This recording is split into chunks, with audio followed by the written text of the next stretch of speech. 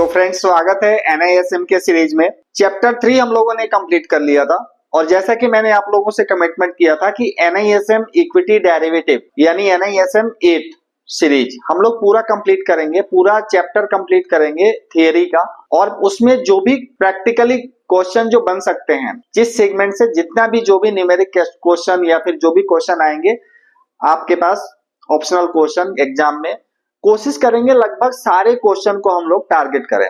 ठीक है, तो जैसा कि आप लोगों ने देखा था हमारी लास्ट वीडियो एनआईएसएम वाली सीरीज में कि हमने थर्ड चैप्टर कंप्लीट कर लिया था। तो आने वाले अभी हम लोग थर्ड चैप्टर का जो क्वेश्चन होगा मैक्सिमम 50 क्वेश्चन हम टारगेट करेंगे हर सेगमेंट में से। क्वेश्चन तीसरे चैप्टर से केवल थर्ड क्वेश्चन मैक्सिमम, मतलब यही सारे टॉपिक्स हो सकते हैं, थोड़ा बहुत चेंजेस आ सकता है अगर आएगा तो, नहीं तो इससे बाहर क्वेश्चन बहुत कम चांस है कि इससे बाहर के क्वेश्चन है। अगर आप पूरे एनआईएसएम के हमारे सीरीज में अगर सिर्फ क्वेश्चन आंसर वाला भी अगर आप देख लेते हो, उसको पूरी तरीके से समझ लेते हो, तो आपका एनआईएसएम सीरीज 8 क्लियर हो जाएगा। और अगर आप इस पूरे सीरीज को आप ठीक से देखते हो तो थियोरेटिकल जो नॉलेज है फ्यूचर और ऑप्शन का, वो बहुत अच्छे से आप लोगों का क्लियर हो जाएगा और आप प्रैक्टिकली उसको अपने ट्रेडिंग में यूज कर सकते हैं। तो फ्रेंड्स ज्यादा समय ना लेते हुए स्टार्ट करते हैं। सबसे पहला, जैसे कि आप देख रहे हैं यहाँ पे चैप्टर 3 है introduction of forward and future. Forward and future के बारे में जो हम लोगों ने समझा था उसी के बारे में है। पहला question, what is forward contract? Forward contract क्या है? तो जैसा कि आप लोगों ने समझा था, फॉरवर्ड कॉन्ट्रैक्ट दो पार्टियों के बीच में आपस में एक एग्रीमेंट साइन हो जाता है, उसको फॉरवर्ड कॉन्ट्रैक्ट कहते हैं। तो इसका आंसर ये है, an agreement between two party to buy or sell an asset future at future date and price. ठीक है, next question, forward contract are traded in. Forward contract कहां पे ट्रेड होता है? स्टॉक एक्सचेंज में नहीं होता, कमोडिटी एक्सचेंज में भी नहीं होता, ओवर द काउंटर है, OTC market, over the counter trade होता है, यानी option C. Next, what is the main feature of forward contract? Forward contract के मेन फीचर क्या है? तो फॉरवर्ड कॉन्ट्रैक्ट के मेन फीचर है दे आर कस्टमाइज एग्रीमेंट, अपने हिसाब से क्वांटिटी और प्राइस डिसाइड कर सकते हैं, ये फॉरवर्ड कॉन्ट्रैक्ट की मेन फीचर है। चौथा question, which of the flowing not a limitation of forward contract? इसमें से फॉरवर्ड कॉन्ट्रैक्ट के लिमिटेशन में क्या है? स्टैंडर्डाइज्ड कॉन्ट्रैक्ट नहीं है, स्पेसिफिकेशन इसका ये लिमिटेशन है। ठीक है, next, what type of risk involve the failure of one party to honour its obligation in a forward contract? अगर एक पार्टी अपना कॉन्ट्रैक्ट ईमानदारी से पूरा नहीं कर पा रहा है, फेल कर देता है, तो उसमें किस टाइप का रिस्क होगा? तो ये होगा काउंटर पार्टी रिस्क, सी, ऑप्शन सी, काउंटर पार्टी। कोई भी काउंटर अगर, अब हर सेक्शन वाइज मैंने क्वेश्चंस लिए हैं, हर सेक्शन वाइज। अब दूसरे सेक्शन में आ जाते हैं, फ्यूचर कॉन्ट्रैक्ट। फ्यूचर कॉन्ट्रैक्ट से क्या क्या क्वेश्चन आ सकते हैं? How do future contract differ from forward contract? Future contract forward contract से डिफर कैसे है? तो future are standardized and traded on exchange, ये डिफरेंस है, तो ऑप्शन होगा A. Seventh question, who guarantee the performance of future contract? कौन guarantee देता है फ्यूचर कॉन्ट्रैक्ट के परफॉर्मेंस पे? ऑप्शन आ रहा है the broker, the buyer, the clearing corporation. Clearing corporation ही सेटलमेंट करता है, तो यही गारंटी करता है कि आपने जो कॉन्ट्रैक्ट बाय किया है वो उसका प्रॉफिट एंड लॉस सारी चीजें सेटलमेंट क्लियरिंग कॉर्पोरेशन करता है। ठीक है, next 8, what is the term of smallest price movement allow in a future contract? क्या ऐसा टर्म है जो सबसे छोटा प्राइस मूवमेंट, तो टिक साइज होता है, सबसे छोटा प्राइस मूवमेंट क्या होता है? टिक साइज, मतलब एक बार में 5 पैसे का प्लस माइनस होता है फ्यूचर में, तो टिक साइज 5 पैसे का होता है, ये करेक्ट आंसर सी है। What happens on the expression day of a future contract? Expiry day पे फ्यूचर कॉन्ट्रैक्ट में क्या होता है? All position are compulsory settle, सारी पोजीशन को कंपल्सरी सेटल करना है, option B. What type of settlement is most common for equity index future in India? Equity index future में किस टाइप का सेटलमेंट होता है? तो ऑप्शन आता है cash settlement. Equity index future में शेयर तो है नहीं, शेयर अगर फ्यूचर है, स्टॉक फ्यूचर है, तो उसका क्या होता है? उसका होता है फिजिकल डिलीवरी होता है, या फिर उसके स्पॉट के रेट पे सेटलमेंट करते हैं। दूसरा, अगर इंडेक्स फ्यूचर है तो उसका क्या सेटलमेंट होता है? Cash settlement. जिस प्राइस पे क्लोजिंग होगी उस प्राइस पे प्रॉफिट एंड लॉस सेटल हो जाएगा। सेकंड, अब आता है तीसरे सेक्शन से 3.3 कॉन्ट्रैक्ट स्पेसिफिकेशन। कॉन्ट्रैक्ट स्पेसिफिकेशन से क्या क्या क्वेश्चन आ सकते हैं? What is the underline in a Nifty future contract? Nifty future contract में क्या अंडरलाइन है? तो निफ्टी 50 इंडेक्स। ये बहुत आसान है, वैसे बहुत आसान क्वेश्चन आते हैं तो इससे घबराने की जरूरत नहीं है, आप एग्जाम दे सकते हो और क्लियर भी कर सकते हो। ठीक है, what is the contract size for Nifty future determined by? Contract size किसके द्वारा डिटरमाइन किया जाता है? तो एक्सचेंज से होता है। एक्सचेंज ये डिसाइड करता है कि क्या लॉट साइज होगा। कॉन्ट्रैक्ट साइज मतलब लॉट साइज। पहले जो निफ्टी फ्यूचर का जो कॉन्ट्रैक्ट साइज था, अभी तक ये जनवरी मंथ का भी कॉन्ट्रैक्ट साइज क्या है फ्यूचर का? 25 का लॉट है, लेकिन फरवरी से ये चेंज होके कितना हो जाएगा? 75 का हो जाएगा, और वीकली ऑप्शन में ऑलरेडी हो चुका है। Next, in which future contract which is following terms in standardize? तो क्या होता है? प्राइस किसी के पास स्टैंडर्डाइज नहीं है। प्राइस बायर और सेलर, डिमांड और सप्लाई के ऊपर डिपेंड करता है, तो ऑप्शन होगा D.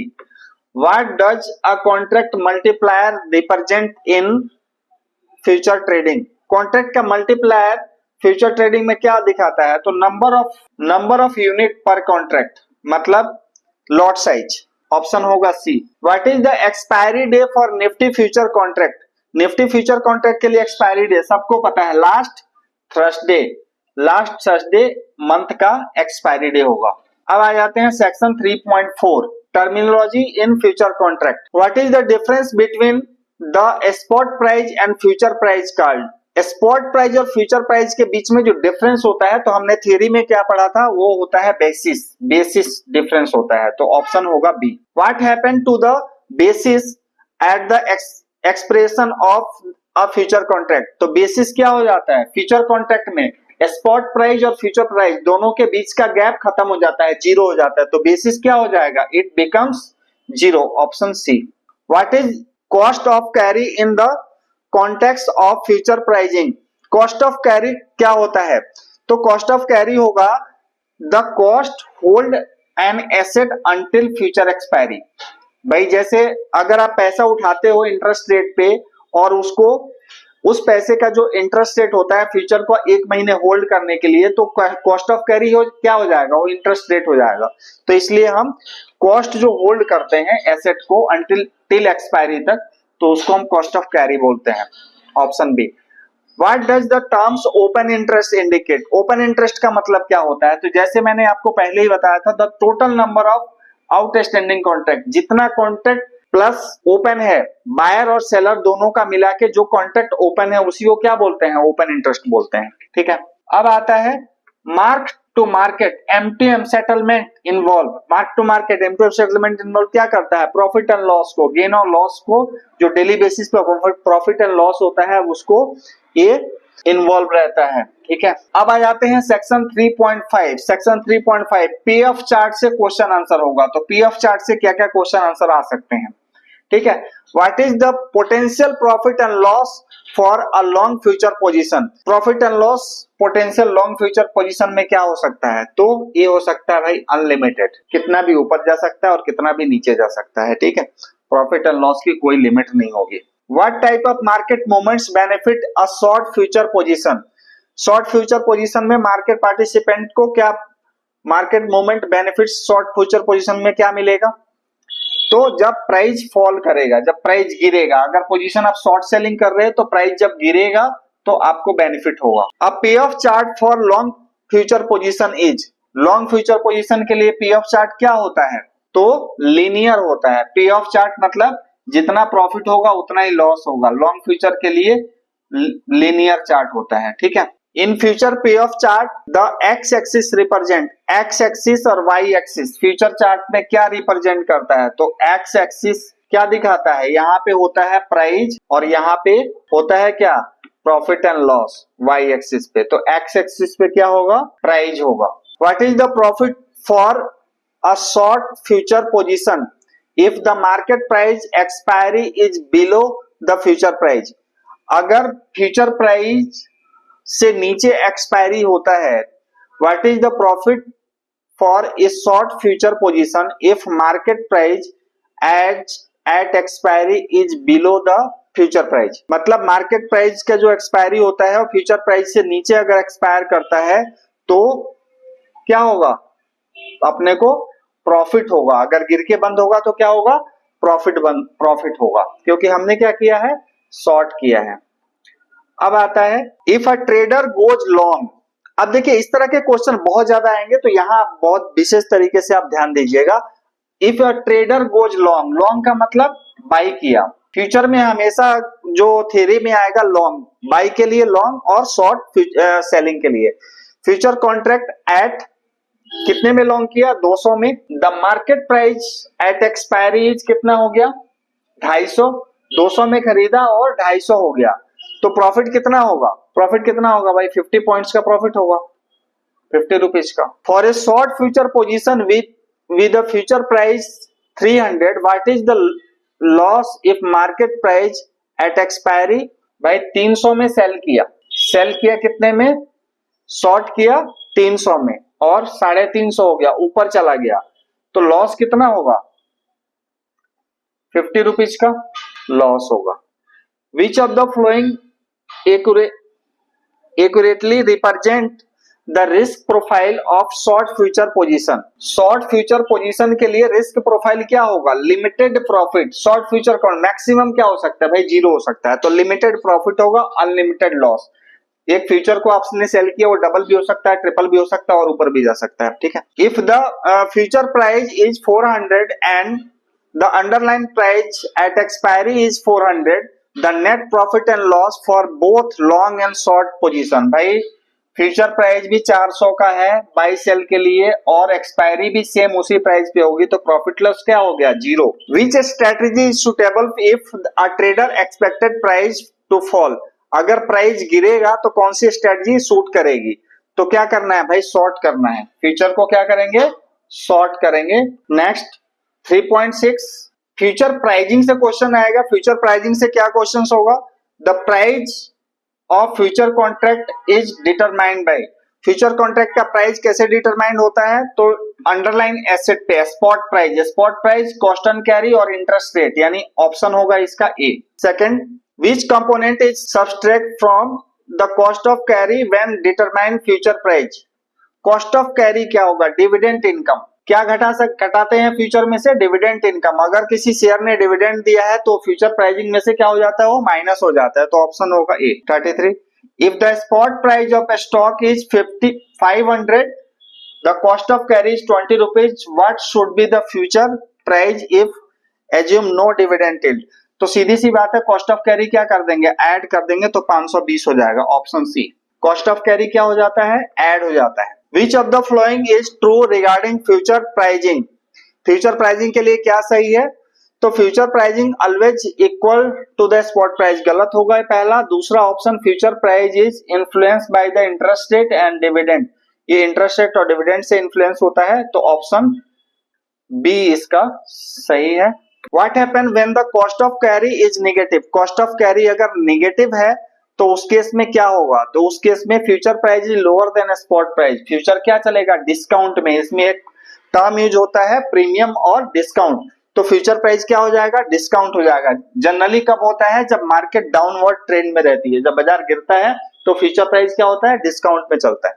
Next 3.7 application of future. which market participant use future primarily to manage risk। किस टाइप के पार्टिसिपेंट अपने रिस्क को मैनेज करने के लिए फ्यूचर को यूज करते हैं, तो रिस्क कौन मैनेज करता है, हेजर, तो ऑप्शन होगा हेज, जो पोजीशन अपने बाइंग के अगेंस्ट सेल कर देता है फ्यूचर को, उसी को रिस्क मैनेज करने के लिए यूज करता है फ्यूचर को, तो उसको बोलता है hedger. Speculator in the future market aim to. Speculator का क्या एम रहता है, तो स्पेकुलेटर का मेन एम होता है कि बाई करो सेल करो, मतलब अगर मार्केट प्लस जा रहा है तो बाई करना है, मार्केट माइनस जा रहा है तो शॉर्ट सेल करना है। तो मेन चीज क्या होगा यहाँ पे, take advantage of price fluctuation, price के फ्लक्चुएशन का एडवांटेज लेने के लिए कोशिश करता है। Next, arbitrage opportunity exist in future trading when. Arbitrage opportunity कब होता है, there is a price difference between two related market. दो एक्सचेंज पे अगर प्राइस अलग अलग होगा तो यहाँ पे आर्बिट्रेज, जो हमने देखा था थियरी में, आर्बिट्रेज अपॉर्चुनिटी यहाँ पे क्रिएट होती है। Next, which of the following is example of hedging with future. Hedging का एग्जांपल क्या है? हेजिंग का एग्जांपल ये मैंने पहले भी कई बार दिया है आपको। तो a farmer selling wheat future to secure a price of his crop. अगर किसी किसान ने मान के चलो गेहूं की बुआई करी है और उसको लगता है कि 10 टन गेहूं उसको निकलने वाला है, तो क्या कर सकता है? आज ही अपने प्राइस को लॉक करने के लिए फ्यूचर कॉन्ट्रैक्ट सेल कर सकता है। तो इस तरीके से इसका करेक्ट आंसर क्या होगा? A. What is the primary objective of an arbitrageur? Arbitrageur का प्राइमरी ऑब्जेक्टिव क्या होता है? डिफरेंस चाहिए उसको, दो मार्केट के बीच में जो प्राइस का गैप होता है उसको लेने का कोशिश करता है arbitrage, to profit from market difference in price difference in market. अब आ जाता है मिसलेनियस। चैप्टर 3 से टोटल मिसलेनियस क्वेश्चन 10 हम देख लेते हैं। If company stock is trading 1000 in the cash market, the future price is 1020, what is the basis? तो बेसिस क्या होगा? कंपनी स्टॉक का प्राइस कितना है? कंपनी का प्राइस है 1000 और फ्यूचर कितना चल रहा है? 20 पॉइंट ऊपर। तो बेसिस कितना हो जाएगा? पॉजिटिव 20, यानी ए, यानी 20 पॉइंट ऊपर है। जो गैप होता है उसी को बेसिस बोलते हैं। A trader takes a long position in future contract at 200 if the contract size is 50 units, the market price at expiry is 220, the profit. 50 का लॉट है, 50 का लॉट है, 200 पे क्या किया? लॉन्ग किया है। लॉन्ग मतलब बाई किया है और 220 हो जाता है तो कितना हो जाएगा प्रॉफिट? सीधी सी बात है, 1000 रुपए का प्रॉफिट हो जाएगा। A speculator buy a future contract at 500 and the market price at expiry 450, the speculator क्या होगा? उसको लॉस होगा। कितने पॉइंट का? 50 पॉइंट का। If a trader sell a future contract at 1200 and the underlying asset price fall 1100, what is the trader profit per unit? Future ने एक trader ने क्या किया? फ्यूचर को शॉर्ट सेल किया है, सेल किया है 1200 पे सेल किया, 1100 प्राइस आ जाता है तो प्रॉफिट कितना होगा पर यूनिट? 100 पॉइंट का। What is the impact of leverage in future trading? Future trading में लिवरेज का इम्पैक्ट क्या होता है? तो लिवरेज का इम्पैक्ट होता है implies both profit and loss. अगर आपने बड़ी पोजीशन ली है 20% पैसा देके फ्यूचर में, अगर आप 20% पैसा देके अगर आप पोजीशन ट्रेड कर रहे हो तो आपको प्रॉफिट भी होगा तो बड़ा होगा 20% के कंपैरेटिव, और लॉस भी होगा तो बड़ा होगा आपके कैपिटल के कंपैरेटिव। ठीक है। Which of the following statement about mark to market settlement is true? क्या स्टेटमेंट होगा? M2M happen only at the end of the contract. बिल्कुल गलत है, रोज M2M सेटल होता है। तो gains and loss are settle daily, daily settle होगा profit and loss closing basis पे। बी ऑप्शन सही है। A trader hold a short future position and absorb the spot price rising steadily. What should the trader do to minimize loss? तो क्या करेगा? Has करेगा position को अपने। अगर ट्रेडर ने शॉर्ट किया और प्राइस बढ़ते जा रहा है तो क्या करेगा? वो हैज नहीं करेगा। यहाँ पे हैजिंग का ऑप्शन नहीं दिया है तो क्या दे रहा है option? Increase their position size. Increase करेगा तो लॉस बढ़ जाएगा, तो ये गलत है। दूसरा, close the short position by buying back the contract, position से एग्जिट कर जाएगा। इसमें एक ऑप्शन हैजिंग का भी आ सकता है, तो हैजिंग भी आप ध्यान में रखना। Next, why are future contract suitable for hedging? Hedging के लिए फ्यूचर कॉन्ट्रैक्ट क्यों सुटेबल है? They lock in price for future transaction. अगर हम फ्यूचर से हैज कर देते हैं तो प्रॉफिट एंड लॉस क्या हो जाता है? लॉक हो जाता है, प्राइस लॉक हो जाएगा, प्रॉफिट एंड लॉस लॉक हो जाएगा। तो करेक्ट आंसर क्या है? B. Next, what is the effect of high open interest in future market? High open interest से क्या होगा? अगर ओपन इंटरेस्ट हाई हो गया तो मार्केट में क्या होगा? एक्टिविटी हायर हो जाएगी, डेप्ट, मार्केट का डेप्ट बढ़ जाएगा, वोलेटिलिटी हाई हो जाएगी। तो यहाँ पे ऑप्शन होगा higher market depth and activity.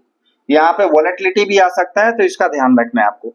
Which of the flowing would likely result in an arbitrage opportunity? Arbitrage opportunity कब होगा? तो future price deviates significantly from fair value based on cost and carry. अगर cost and carry fair value से cost and carry ज्यादा है या कम है तो वहां पे arbitrage opportunity allow होती है। तो ये पूरा का पूरा चैप्टर 3 से पूरा क्वेश्चन एंड आंसर रहा। मैक्सिमम प्रोबेबिलिटी है कि इसी क्वेश्चन आंसर में से आएगा कुछ भी, या थोड़ा बहुत डिजिट चेंज हो सकता है। तो अगर आपके पीडीएफ की जरूरत है तो आप कमेंट सेक्शन में डाल देना, पीडीएफ आपको मिल जाएगा। अदरवाइज ये पूरा का पूरा मैंने चैप्टर में भी ये सारे टॉपिक डिस्कस किए हुए हैं और इसको आप देख सकते हो, समझ सकते हो। Thank you so much.